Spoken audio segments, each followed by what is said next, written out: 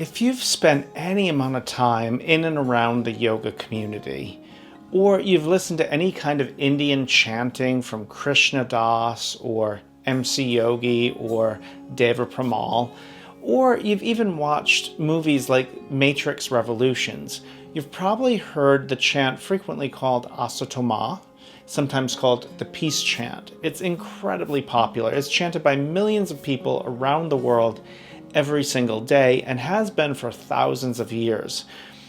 This chant is a summary of yoga philosophy. It is 4 simple lines, and yet it embodies the crux and the foundation of yoga philosophy, Hindu philosophy, Buddhist philosophy. If you understand this one mantra, you will understand a lot about the way a yogi attempts to see the world. So let's take a look at this ancient chant and see what it means and how it applies to your life and your yoga practice. Asatoma satgamaya tamasoma jyotirgamaya mrityoma amritam gamaya Shanti Om. Asatoma, or the peace mantra, is an ancient chant. It's at least 2,000 years old and probably closer to 3,000 or 4,000 years old. It was written down first in the Upanishads, which are a collection of ancient texts that deeply influence yoga and many of the other Indian spiritual traditions, and it is chanted repeatedly over and over and over again in a variety of traditions such as Hinduism, some Buddhist traditions, and of course yoga. What does this chant mean, and why is it so important to so many people? Well, let's take a look. Let's break it down line by line. The first line is Asatoma satgamaya. Asatoma satgamaya means lead me from ignorance to truth. And the premise here is pretty simple. We're ignorant. We think we know it all, but really we're walking through life with blinders on our eyes, not allowing us to see the truth of what's in front of us. We see this in the world all the time. Things like prejudice, where I only see you as the color of your skin, or the church, synagogue, or mosque where you worship, or who you vote for.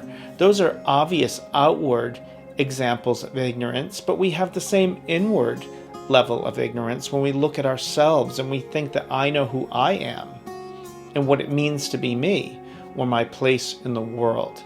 That ignorance is a prison for us, and until we acknowledge we're in that prison, we're trapped in it. Once we start chanting this mantra, what we're effectively doing is saying, hey, I recognize I'm ignorant, but please help me find a way out. Please help me to see the truth. I'm willing to look honestly and courageously at what is rather than what I think is. The second line of this mantra, Tamasoma Jyotirgamaya. Tamasoma Jyotirgamaya. What this means is lead me from darkness to light. Darkness to light. And this is a very familiar concept in Indian philosophy. The word guru means one who leads from darkness to light. One way of thinking about this is if a small child is afraid of the dark and a parent comes in to comfort that child, they turn on the light, right? And they show that child that the monster that was in the corner of their room wasn't in fact a monster at all, but a coat hanging on the door. This is what enlightenment is. It's shining the light of compassionate awareness into the dark corners so that we can no longer be afraid, that we can see things more clearly. This, of course, tethers to the first line. It's hard to escape your ignorance without shining the light of awareness on the things that you think you know, to reveal what is truly there. So lead us from darkness to light. The third line, Mrityurma Amritam Gamaya. This one's a little tricky. Lead us from mortality to immortality. Lead us from mortality to immortality. Now, I like vampire fiction. Little secret. I love vampire fiction. That's not what this is talking about. We're not talking about becoming immortal in the physical sense. Although that might be nice, that is not what this is about. You have two selves. One is always changing. Your body, for example, started as a cluster of cells. It grew into a child, and then into a teenager, and then into an adult, maybe a middle-aged adult, maybe an older adult, maybe a senior or an elder, right? Your body has had all sorts of fluctuations along the way. It was sometimes healthy, it was sometimes sick. It used to have one color hair, now maybe it's gray or white. It used to have smooth porcelain skin, and now maybe it's wrinkled and your eyes are framed with crow's feet. Your emotional state, again, this constant flux of emotions. One day, one moment even, you're angry. The next, you're in love, you're in joy.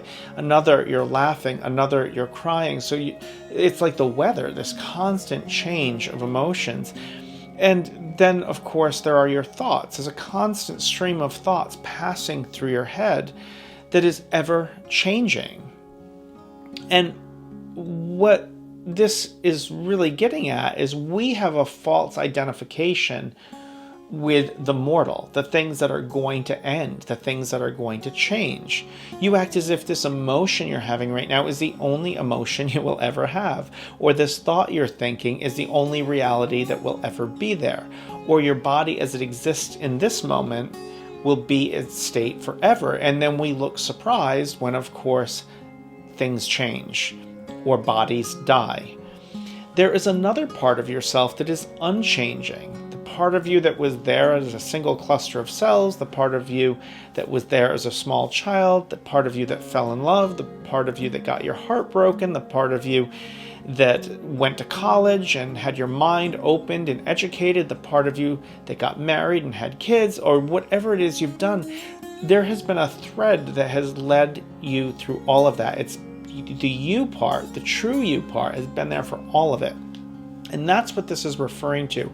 Please help me identify with the unchanging me rather than the constantly changing me.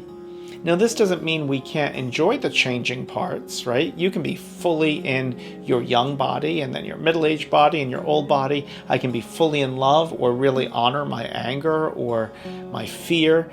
I can have all sorts of thoughts. I can write a book. I can paint a painting. I can do my taxes. I can have a constant thinking and thoughts, but I don't have to identify with them. Those things are happening, and I can be a witness and an observer to those things, but they're not me. So when we say, lead me from mortality to immortality, lead me from the identification with the things that are going to die, that are going to change, that are going to end, and help me identify with the part of me that is unchanging. The fourth line of this mantra is Om, peace, peace, peace. Om, shanti, shanti, shantihi. What does that mean? Well, a similar sentiment can be found in traditions like the Jewish tradition or the Christian tradition and in the Muslim tradition when they speak of a deep peace that passes understanding. That's what this is a reference to. The syllable Om, it's not really a word, it's a sound or a vibration, is believed to be the original vibration from which all things emerge. So one way of thinking about this is a wave is part of the ocean. It emerges out of the ocean and it dissolves back into the ocean. If that wave identifies with the changing form of a wave, it's going to be very scared. Oh my God, my time as a wave is almost up. It's limited. I'm going to start comparing myself to all the other waves on the ocean. But if you identify with that source, the ocean, the source of the wave, to which you're still deeply connected and a part of, an expression of even, then there is this deep peace because you know you get to fully be the wave and you get to fully let go when you're done. That's what this is aiming at. The peace of Om, the peace that you are an extension of this beautiful, compassionate, loving, all-encompassing vibration that you will rise up and be the best you can be, and then at some point you will dissolve back into the universe. Om, peace, peace, peace. So the full prayer, the full mantra, Asatoma Satgamaya, Tamasama Jyotirgamaya, Mrityurma Amritam Gamaya, Om, peace, peace, peace. I hope you found that helpful.